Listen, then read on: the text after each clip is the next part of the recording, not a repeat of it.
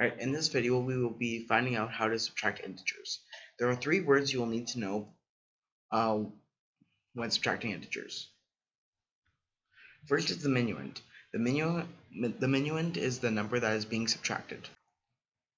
Next is the subtrahend. The subtrahend is how much you're subtracting. And the difference is the answer to the equation.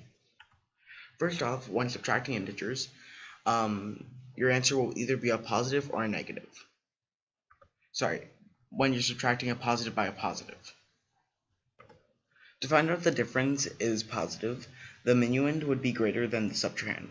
To find out if the difference is negative, the subtrahend would be greater than the minuend. For example, 3 minus 12 equals negative 3. The 3 is the minuend and the 12 is the subtrahend. Sorry, negative 9. The difference between the numbers is negative 9. Since the minuend is smaller than the subtrahend, the difference will be a negative number. Another example is 7 minus 4 equals 3. Since the minuend is larger than the subtrahend, the sign would stay the same and it would be positive. Right. When subtracting two negative integers, the difference will either be positive or negative. To find out if the difference is negative, the minuend would have to be larger than the subtrahend.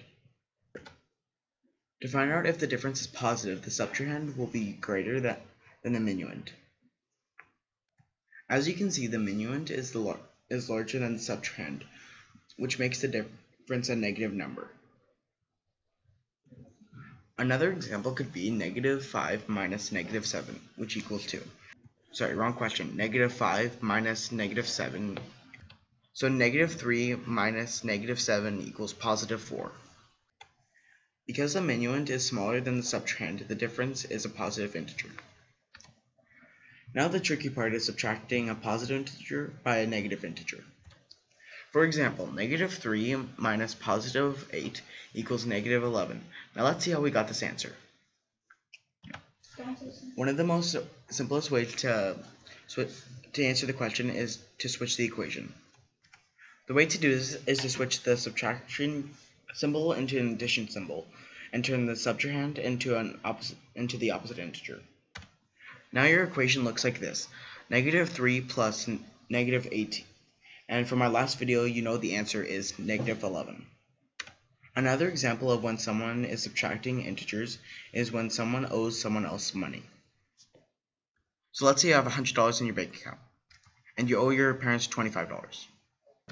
So you subtract 25 by the 100. So now you have $75 in your bank account. So the final equation is taking $25 out of your bank account.